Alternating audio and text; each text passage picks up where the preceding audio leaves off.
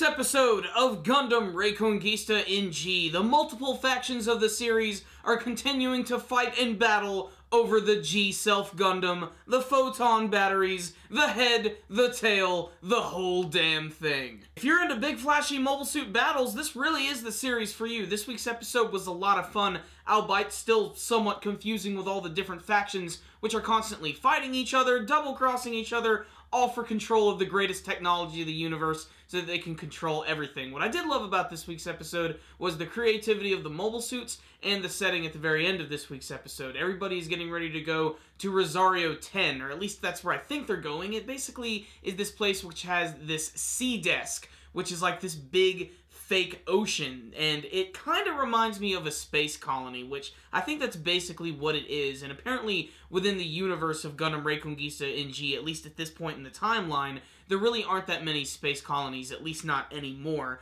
So maybe that's why Bellry is so excited at the very end of this week's episode. But this week's episode really was all about the space battles, which are awesome. And what I really loved about it is I really am appreciating how different every mobile suit and mecha looks different from one another. You really see that when you see the main characters from the Megafauna crew go out and battle. You have the G-Self Gundam, you have the Arcane, and you have that weird green one that Rariah is piloting, and I just love the distinction between all of them. Even characters like Ringo, he even has his own unique one, and even the Rex Snow. So pretty much, aside from the Grimoires, you know, pretty much every single mobile suit aboard the Megafauna crew is completely unique. But what's also really cool about this week's episode is getting to see the G-It Corps, the guys from Venus Globe, and we get to see more of their mobile suits in this week's episode, and just like the Megafauna crew, theirs are all unique. You have the Gaion, which is the one who's the lead pilot from their group, and the Gaion is really awesome, because when we first saw it, it basically looked kind of similar to like an old school Gundam, but it has these attachments that it gets in this week's episode, which attach directly to its arms and shoulders,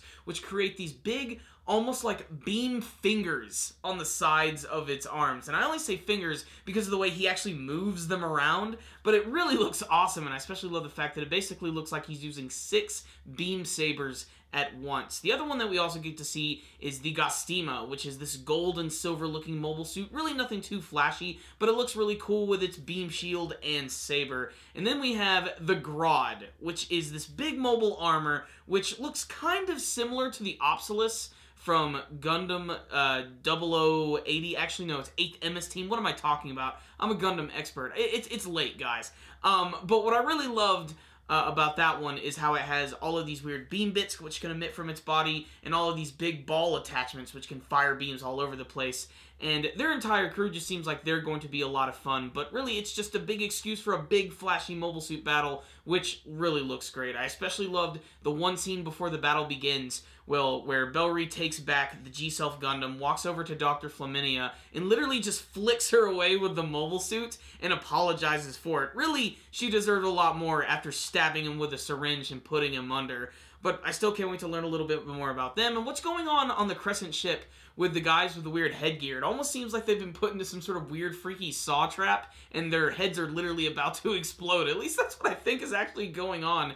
And this was set up by the G-It Corps. These guys seem like they're pretty extreme, especially because at the end of the episode, the battle between the Gaion and the G-Self escalates when suddenly the sea desk is destroyed, and all of this water starts sucking into space, and that's when Bellry ends up flying up in and going into this space colony and being completely surprised at seeing migratory birds and just the fact that everything looks so earthly and beautiful. So what's the rundown? On this week's episode of Gundam Reconguista in G, another pretty good episode right here. Definitely a lot of action in this one, and you know I appreciated that. But there's just little moments in this series that I really love. You know, I loved seeing the introduction of the G-It Corps' mobile suits. I really loved the scene where they cracked open the sea desk and you had the G-Self flowing through the water. I just thought that looked really cool, just, you know, animation and artwork-wise. As far as, like, the characters go this week, you know, nothing too crazy. The only thing that's kind of weird as far as development goes is that Bellry is, like, really starting to accept the fact that Ida is his sister, and he's accepting it almost so easily and almost creepily, like he's trying to win brownie points with his new sis. And it just comes across as a little forced, personally. That's the way I see it. And you can even see that Naruto doesn't really seem to be too happy about any of this. I mean, clearly, she has feelings for Bellry. That's just something they haven't really brought up in the series quite yet.